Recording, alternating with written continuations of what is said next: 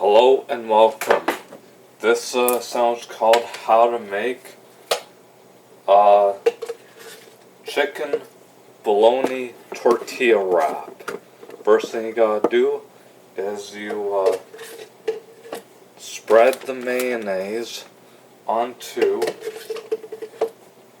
the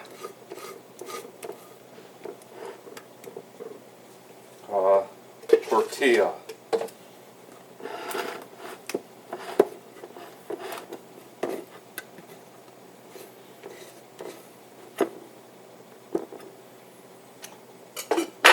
And after that, you put the